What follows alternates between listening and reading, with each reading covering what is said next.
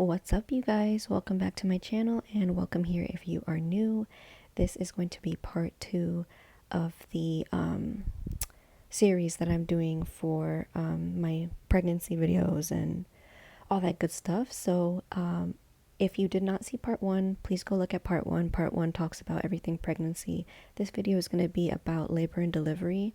And I'm planning on doing either 3 parts or 4 parts to this, I guess, series, we'll call it. As you can see, this is the room that we were working on in part 1. We are still working on this room, so I'm just showing you the before. But yeah, let's go ahead and get started. So like I said, in this video, we're going to be talking about labor and delivery. So let's go ahead and get to it. So there are many ways that you can go through your labor. So maybe you're induced, or maybe you are having your baby naturally. You're going into labor naturally. I had both of these. By the way, I am talking about between the first pregnancy and my second pregnancy, because these 2 pregnancies were very, very different from each other. So this is like a good example to use. I have never had a C-section.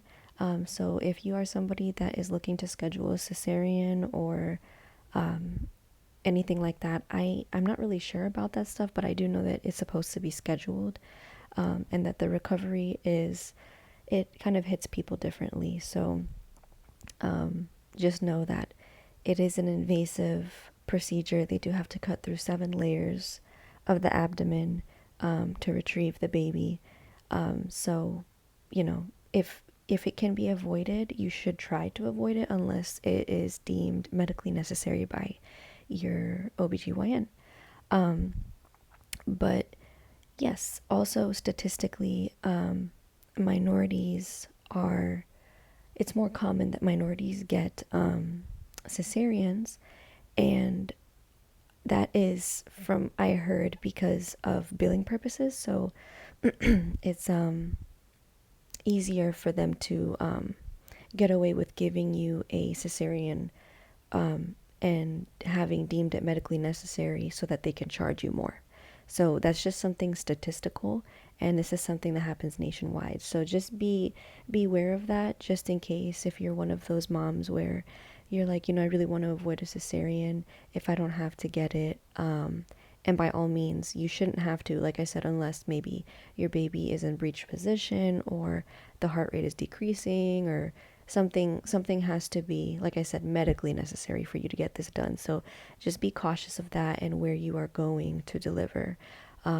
Make sure you express this with your team, the OB that's going to be delivering your baby, that this is, something you want to avoid if you can avoid it. Of course, if it's something you want to go through with, by all means, go through with it. But like I said, between my first 2 pregnancies, my first pregnancy was, I went into labor naturally. That baby was actually born premature. The baby was barely made it to 37 weeks. And that's just because I'm a pretty small girl. So I think that baby was just ready to come out. It was the first pregnancy, so I went into labor naturally, and I did get the epidural. So once I arrived to the hospital, I was having contractions about 2 minutes apart. I do have something called precipitous labor. That's what it's called. And that's pretty much where, from the moment that I start contracting to the time that the baby's delivered, it's very fast. Like I don't even have to push, but the baby's like already coming out. So pretty much from the first contraction, I need to get to a hospital fast, because within about maybe 2 to 3 hours, that baby is coming out. This just happens in all of my pregnancies. I'm not sure why, but like I said, it may be just because of the way that my body's built. I'm a pretty petite girl, so I'm not sure, but that could be it. There are some women that are laboring for hours. They're in there for, 24 hours, 36 hours. I knew one girl who, this used to be an old neighbor, but she actually was the same age as me, and she was definitely wider than me, a heavier build than me, but she was in labor for 64 plus hours, to the point that the baby was in distress, and they had to really intervene at that point. So it hits everybody differently. You could be in labor for a long time, or you can be in labor like me for just a few hours, and hopefully that's how it goes for you. But like I said, it can be different. It looks different on everyone, so that's something to be mindful of. But yes, make sure that you do ask for the epidural if you want it. It does come with its, pros and cons. The epidural is wonderful. You're not supposed to feel anything, or if it's placed properly, you won't feel most. You'll feel just, pressure, but you won't feel pain. And it is such a wonderful thing. You can have such a seamless labor, and, you're pushing and you don't feel, anything. It is a little scary because you'll be paralyzed from the waist down pretty much, but once they remove it, it comes back quickly and you're able to walk within about sometimes 45 minutes after giving birth. But like I said, depends how much epidural they administer. For some women, it can take longer to regain your ability to walk. They do have to place a catheter. It depends on your hospital. Some hospitals place a catheter, and some don't. I had a catheter placed because, as you're pushing, sometimes you tend to want to urinate, and because you are numb from the waist down with epidural, you won't be able to tell, and so they just will place a catheter to prevent you from urinating and whatnot. So yes, this is what happened with my first pregnancy, and it went seamless. The catheter was placed great. I definitely felt a lot of pressure. Pretty much feels like you need to go number two. And that's pretty much how it's supposed to feel when you're pushing. It's going to feel like a lot of effort, and it's going to take all of you. It's pretty much, it feels impossible, but your body will push the baby out. So I always say this joke where pretty much giving birth feels like trying to push a watermelon through your nostril. Like, that is the type of pressure we're talking about. But like I said, if the epidural is placed correctly, you will not feel a thing. They do also have other options like nitrous oxide, where you can inhale it. It's pretty much like a laughing gas, and you inhale it with each contraction and with each push. However, it can make you nauseous, so inhaling all of that. So I opted just for the epidural. And like I said, it's placed in the back, and your back is all taped up. It just sits in your back the entire time. And then they remove it once you are done. They do have to place an IV in order for you to get the epidural. So they're going to put a PICC line in your, usually somewhere in your arm. I usually get mine around my thumb area. It's pretty much right below my thumb, because those are my biggest veins. So usually when they stick me, they only have to stick me once. Well, this is what happened in my first pregnancy. My first labor and delivery. The second one was completely different, and we'll get to that. So yes, you guys. So then at that point, you're going to push with every contraction that you have. You can definitely feel them. They're very painful. I waited until I was about, I think, 5 centimeters before they administered the epidural, and I started feeling relief once I was about 7 centimeters. So I've pretty much felt all the pain up until towards the ending part of the baby descending, and then once I actually had to push the baby out, once I was fully dilated, that was pretty seamless. It only took about 40 minutes of pushing, and the baby came out and was a healthy baby. Everything was normal. And with this pregnancy, I did tear. So I had I think it was a 2nd-degree left labial laceration. And that means that, because I was hoping I didn't get an episiotomy. An episiotomy is where they actually go in with a blade and cut you in the perineum area so that they can allow the baby to pass easier. I was very afraid of this because they do cut you from your vagina downward, and I was afraid that, I didn't want to be cut to like my rectum area, but that's usually where they will make that incision.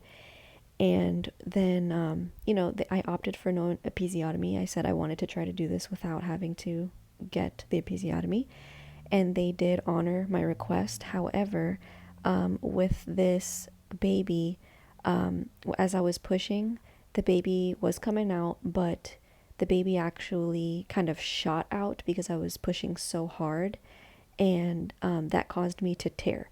So they're supposed to guide the baby's head out, but like I said, this baby just kind of shot out. So the midwife actually ended up like catching the baby like midair. So to avoid that, definitely pace your pushing. Don't just try to like really push the baby out. Like, definitely listen to your body. I will say, if you get the epidural, it is hard to tell how hard you are pushing because you're numb. Now, if you are doing it naturally, you can definitely feel how hard you're pushing because you will feel the baby descending and the pain level and everything. So, like I said, this baby shot out, and I ended up tearing to the left side. So I didn't tear to the back. I tore my labia, which is like you could say my left lip. I had to get some stitches. This was a really nasty recovery only because I did breastfeed this baby for a long time. So when you are breastfeeding, you do lose a lot of estrogen, and through your milk. And while that is good, estrogen also is the number one healing factor in a female. So since you are losing estrogen through your breast milk, if you do decide to breastfeed your baby, you will have a longer recovery because you are lacking estrogen. So you can take, prenatal vitamins, postnatal, but it's not going to amount to the, estrogen that your body produces naturally. So, like I said, because I was breastfeeding for a long time, I lost a lot of estrogen, and so it took me such a long time to heal from this laceration that I had. So I got, I think it was just a few stitches to stitch that laceration up, and the stitches dissolved 9 weeks after I gave birth. So you can imagine walking around with those wiry feeling stitches. It was very painful. And I actually used herbal steam to dissolve those stitches because after 9 weeks, the OBGYN was like, these stitches should have dissolved, but for some reason your body's, I guess it feels like it needs more time, and so the stitches haven't dissolved. And I ended up getting herbs, and I will go through this in my part 3 video. I'll show you exactly, like I'll talk to you exactly about what you need to do if you want to try to steam. It's called a V steam or a Yanni steam. It is a very natural way to dissolve stitches, and it helps with inflammation and pain. So we'll go through that in part 3. But yes, if you want to prevent tearing, definitely ask your OB to splint you. It's something that they do with their hands, and this is what they did in my second labor and delivery. And that prevented me from tearing on my second baby. So definitely ask them to splint you. I'm going to try to put up a picture somewhere on the screen here of what it looks like. It's pretty much like the Illuminati sign.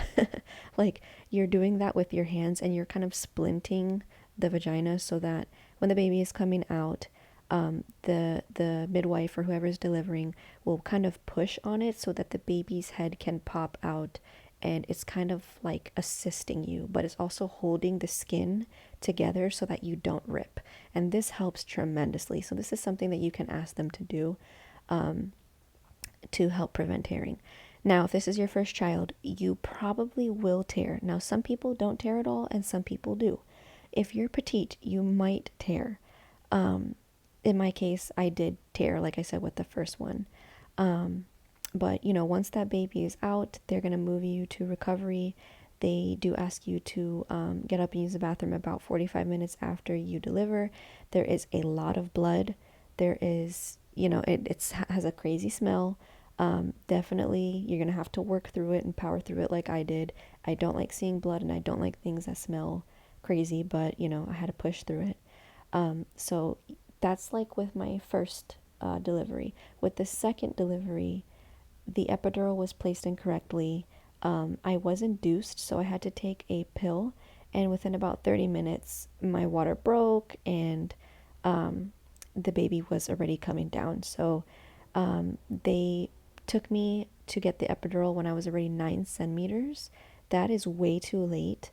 And unfortunately, the anesthesiologist placed the epidural incorrectly, and it shot up through a vein. He placed it in a vein on accident, and it shot up to my head, and I almost passed out.